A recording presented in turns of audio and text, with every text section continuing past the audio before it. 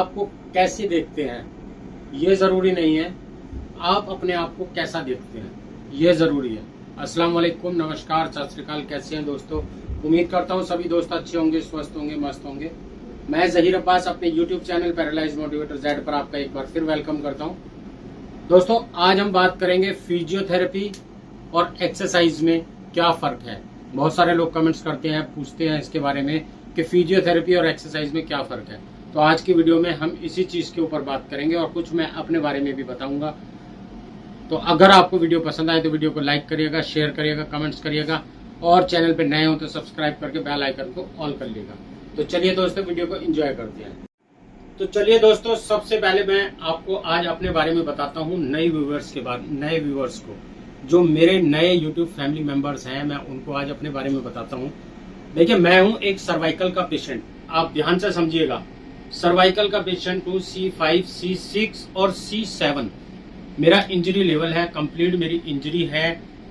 10 साल मेरे को हो चुके हैं, 11वां साल मुझे लग चुका है और मैं अपनी रिकवरी यहाँ तक, ऊपर वाले का शुक्र है, यहाँ तक मेरी रिकवरी आ चुकी है। ये कैसे आई और क्यों आई और कितना वक्त लगा, क्या क्या मैंने करा, इसके बारे में आप सारी वीडियोस मेरे चैनल पर देख सकते हैं। दोस्तों, आज हम बात करेंगे फिजियोथेरेपी और एक्सरसाइज के बारे में। तो चलिए पहले बात करते हैं फिजियोथेरेपी के बारे में। फिजियोथेरेपी होती क्या चीज है? देखिए, मोस्टली जब इंसान को स्पाइनल कोड इंजरी या हेमरेज या फिर स्ट्रोक आता है, पैरालिसिस की प्रॉब्लम होती है, शरीर काम करना बंद कर देता है, तो ज्यादातर डॉक्टर्स तो हॉस्पिटल में आपको बता देते हैं कि भाई आप इनको फिजियोथेरेपी कराएं, मैनुअल फिजियोथेरेपी कराएं।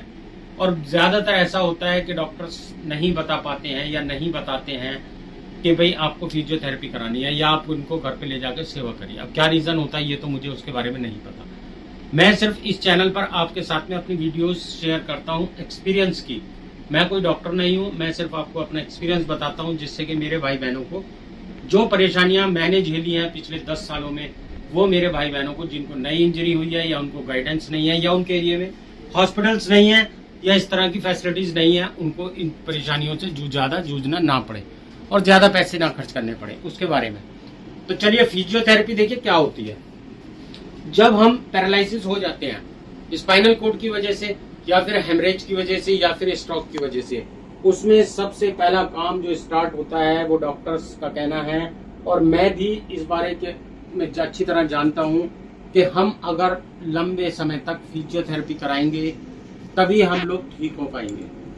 अब कंडीशन उसमें ये भी आ जाती है, बहुत सारे लोग कहते हैं कि भाई हमारे पास पैसा नहीं है। देखिए, पैसा किसी के पास नहीं होता। आज की इस दुनिया में, इस परेशानी में, इस महंगाई के दौर में आदमी सिर्फ उतना ही कमा पाता है कि 2 वक्त की रोटी आराम से खा सके, उससे ज्यादा नहीं कमा पाता है। तो फिजियोथेरेपी के बारे में तो क्या सोचेगा। फिजियोथेरेपी का मतलब होता है, फिजियोथेरेपी के भी एक अलग डॉक्टर होते हैं।